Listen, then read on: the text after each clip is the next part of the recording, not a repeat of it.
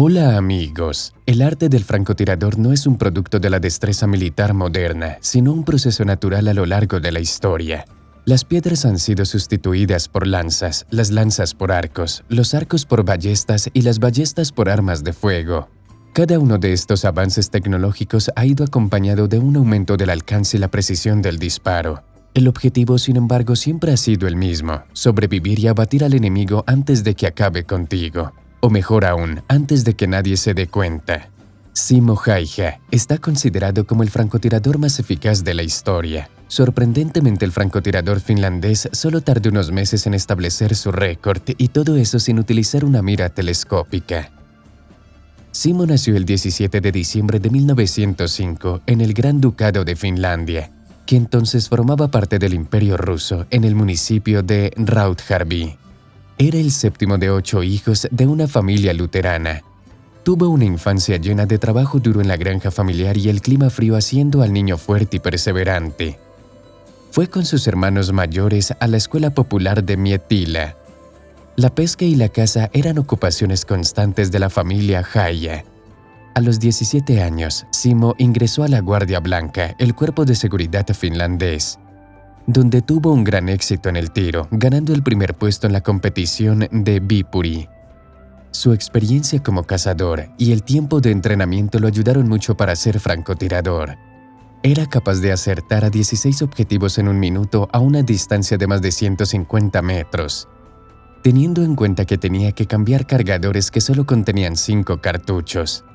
Este fue un excelente resultado y estas habilidades se volvieron decisivas para él dentro de unos años. En 1925, el futuro héroe comenzó su servicio militar en el 2º Batallón Móvil. Se incorporó en la escuela de suboficiales y obtuvo el rango de cabo. Transcurridos 2 años, a Häyhä lo asignaron como reservista y regresó a casa. Pero no abandonó su carrera militar y junto con su equipo, Simo participó en varias competiciones en los alrededores, ganando regularmente premios. Por ejemplo, en uno de ellos obtuvo 93 de 100 puntos disparando a una distancia de 300 metros sin ningún entrenamiento previo. Otro rasgo distintivo de Häyhä era su elevada cadencia de disparo, que lograba sin perder la precisión.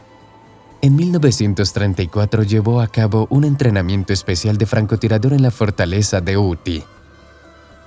A finales del año 39, el alto mando soviético había concentrado 19 divisiones de infantería, 5 brigadas de tanques y 2 brigadas motorizadas en la frontera finlandesa y en sus proximidades, así como fuerzas aéreas significativas. Eran alrededor de 350.000 hombres, 2.500 cañones y morteros, más de 1.300 tanques y 1.700 aviones. La Unión Soviética dio un ultimátum a Finlandia para que moviera su frontera a 90 kilómetros de Leningrado. El gobierno finlandés se negó a cumplir estas exigencias, y la Unión Soviética simuló un incidente en la frontera, el llamado Casus Belli. En aquella época, Finlandia tenía 3.8 millones de habitantes y todo el ejército finlandés contaba con 180.000 soldados y oficiales, unos 700 cañones, 112 aviones y 32 tanques franceses Renault RT-17 de la época de la Primera Guerra Mundial. Cuando estalló la Guerra de Invierno el 30 de noviembre de 1939, entre la Unión Soviética y Finlandia, el reservista de 34 años se despidió de su familia de manera bastante discreta. «Me voy». Simo se alistó como francotirador en el 34º Regimiento de Infantería bajo el mando de Arne Juutialainen, apodado el Terror de Marruecos, por su servicio en la Legión Francesa. A partir del 7 de diciembre de 1939, su unidad empezó a enfrentarse a los invasores soviéticos en Karelia, cerca de la montaña Kola. La batalla de Kola tuvo lugar a temperaturas extremadamente bajas, de hasta menos 40 grados centígrados, en contraste con la expectativa del Ejército Rojo de un trayecto fácil hasta la capital. Los soldados finlandeses estaban bien equipados para el combate en un frío tan intenso.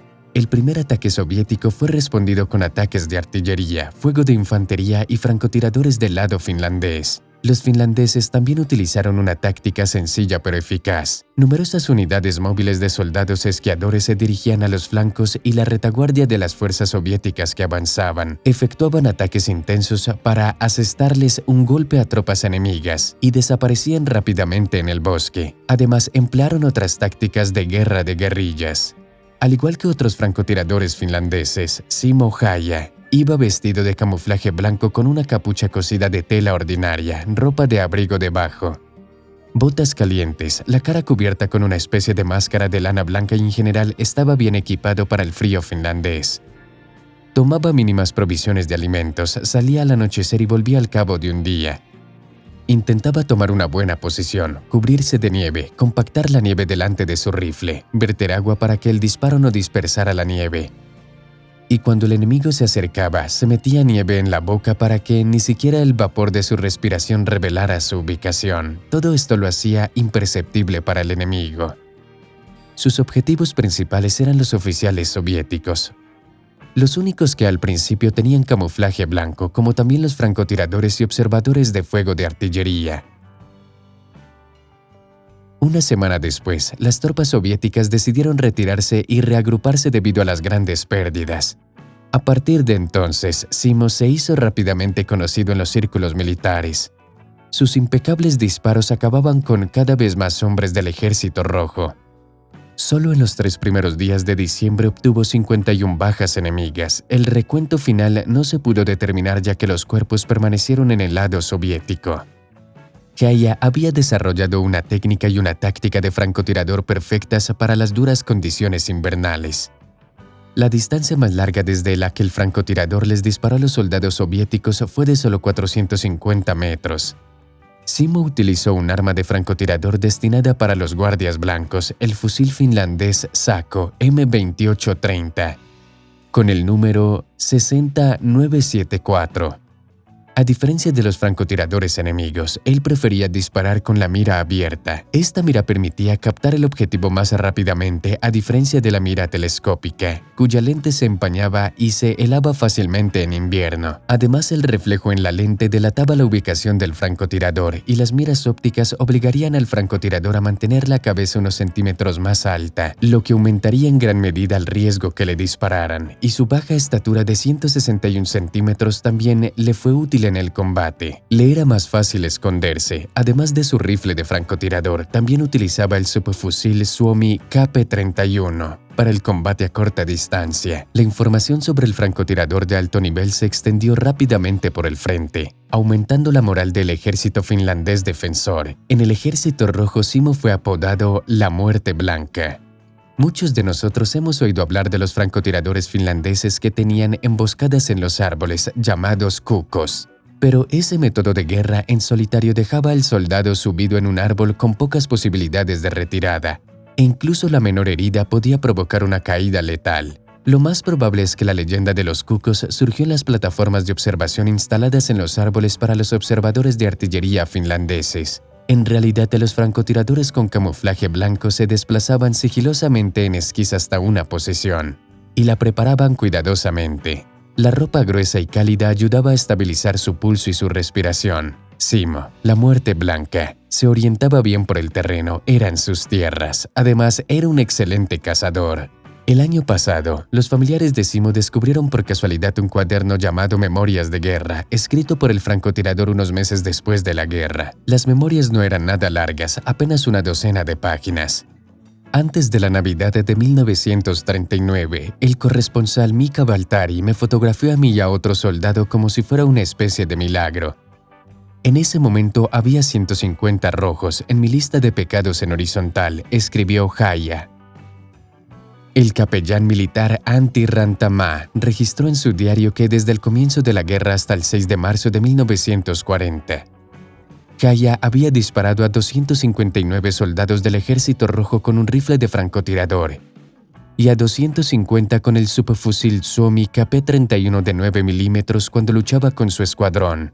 Durante este tiempo se le concedió la Medalla de la Libertad de primera y segunda clase, así como las Cruces de la Libertad de tercera y cuarta clases. Después de la guerra se le concedió la Cruz de Plata a Colli.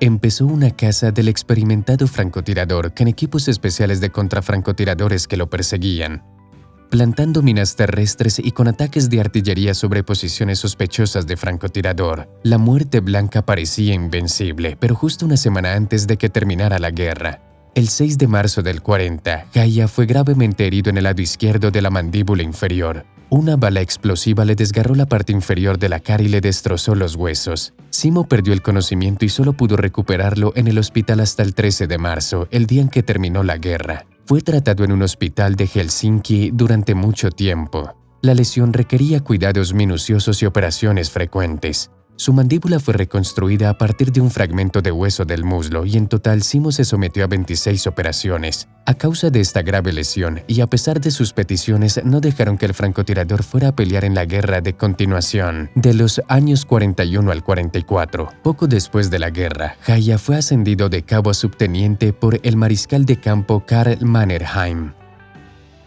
Tras la Segunda Guerra Mundial, Haya se recuperó por completo, pero su casa quedó en una zona cedida según el Tratado de Paz, y el veterano tuvo que empezar su vida desde el principio. Simo creó una granja, donde construyó él mismo una pequeña casa de aspecto modesto, y se convirtió en un exitoso criador de perros de caza de pura raza y en un cazador de zorros y ciervos. Vivió en la granja todo el tiempo que pudo. 2 años antes de su muerte, Haya se trasladó a una residencia de veteranos de Hamina, donde murió en 2002 a la respetable edad de 96 años. Cuando le preguntaron en 1998 cómo se había convertido en un francotirador tan bueno, Haya respondió de manera bastante sencilla, en una sola palabra: práctica. Simo no se consideraba un héroe y se describió a sí mismo con bastante modestia en una entrevista concedida poco antes de su muerte. Hice lo que me dijeron lo mejor que pude. Simo Haya, apodado Muerte Blanca, se convirtió en uno de los símbolos de la resistencia de los soldados finlandeses a la agresión soviética, al igual que el cóctel Molotov, una mezcla de alcohol, alquitrán y queroseno para destruir tanques. De hecho, su nombre era cóctel para Molotov. El nombre surgió después de que el ministro de Asuntos Exteriores soviético Molotov dijera en un discurso de propaganda en la víspera de la guerra: «Mañana cenaremos en Helsinki». La cena tuvo que ser cancelada. Durante la Guerra de Invierno, las empresas finlandesas de bebidas alcohólicas enviaron al frente más de 500.000 botellas de cóctel que se volvería mundialmente famoso, y 482 tanques T-28 soviéticos fueron destruidos de diversas maneras. Según los datos oficiales, durante los 105 días que duró la guerra, de 1 millón de invasores soviéticos que tomaron parte en las batallas, 126.000 soldados del Ejército Rojo perecieron en combate, murieron por heridas o desaparecieron. 264.000 resultaron heridos de gravedad, lo que condujo a discapacidades de diferentes grados. Al mismo tiempo, la mayoría de los historiadores consideran que estas pérdidas se han subestimado considerablemente. De la carta de un soldado del Ejército Rojo fallecido, encontrada por los finlandeses en el campo de batalla: «Llevamos 2 días marchando sin comida caliente. Las cocinas de campaña ya no preparan nada. Hace un frío terrible y tenemos muchos enfermos y congelados. A nuestros comandantes les resulta difícil explicarnos por qué estamos aquí y determinar el camino a seguir en esta tierra extraña. Estamos tan negros del barro como los deshollinadores y nos consume el cansancio. Los soldados están llenos de piojos, su salud se deteriora, muchos tienen neumonía. Se nos promete que la guerra habrá terminado para el cumpleaños de Stalin el 21 de diciembre, pero ¿quién va a creerlo?». Durante los combates en Finlandia se consolidó la noción del espíritu de la Guerra de Invierno, que significa la unidad y la voluntad de sacrificarse por la defensa, su patria. Eso es todo, amigos. Denle me gusta si aprendieron algo nuevo, escriban sus comentarios y hasta pronto.